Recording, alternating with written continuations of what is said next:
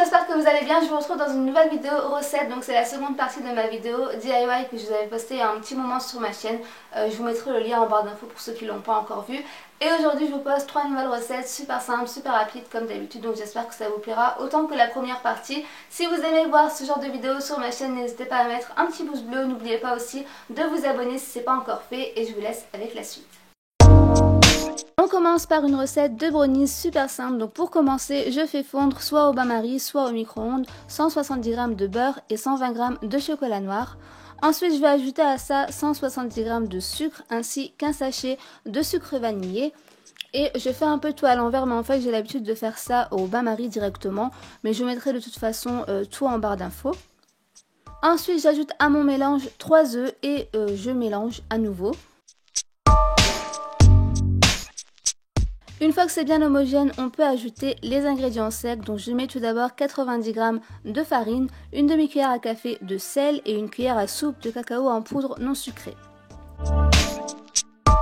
On mélange tout ça et enfin, dernière étape, j'ajoute quelques noisettes. Donc j'ai mis environ 50 g il me semble. Vous pouvez aussi ajouter par exemple des pépites de chocolat. Et enfin, il ne reste plus qu'à verser notre mélange dans un moule à brownies et j'enfourne tout ça dans un four préchauffé à 180 degrés pendant environ 15-20 minutes pour obtenir un brownie bien fondant. Si vous voulez que ce soit bien cuit, mettez-le plutôt 20 minutes. Et une fois que ça a refroidi, on peut le couper en petits carrés.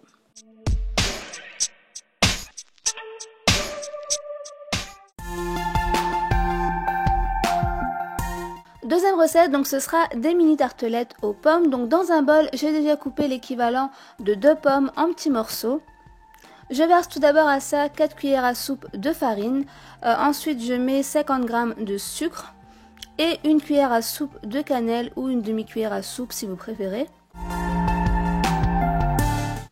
On mélange bien le tout jusqu'à temps que ce soit bien homogène tout simplement. Ensuite, je vais prendre une pâte brisée et couper des cercles avec un emporte-pièce. Et je vais placer tout ça dans un moule à tartelettes ou un moule à muffins, peu importe.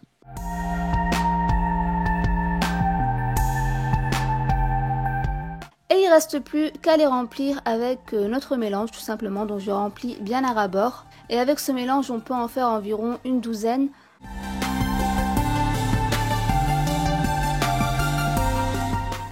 J'ajoute ensuite des petits morceaux de beurre sur le dessus pour que ça caramélise un peu.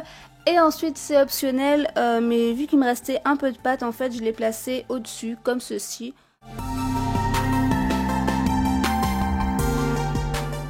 On répète la même opération pour le reste et je vais enfourner tout ça à 180 degrés pendant 20 minutes en surveillant à partir de la mi-cuisson, donc jusqu'à temps que ce soit assez doré.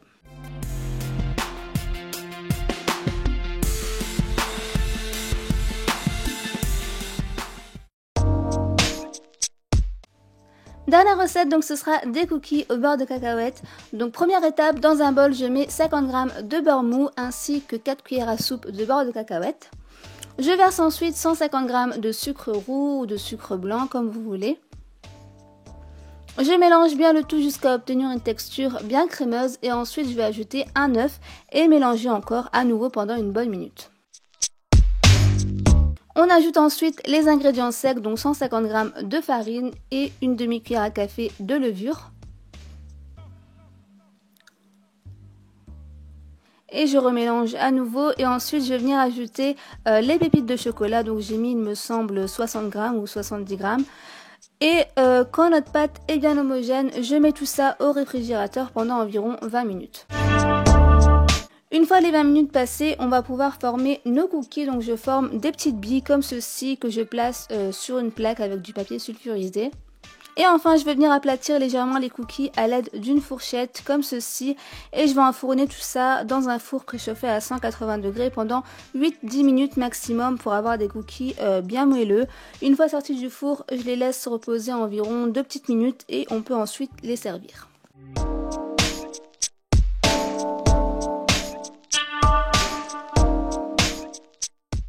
Donc voilà, j'espère que que cette vidéo vous aura plu. Comme d'habitude, si vous avez aimé, n'hésitez pas à mettre un petit pouce bleu. Dites-moi aussi en commentaire vos avis, vos suggestions, etc. etc.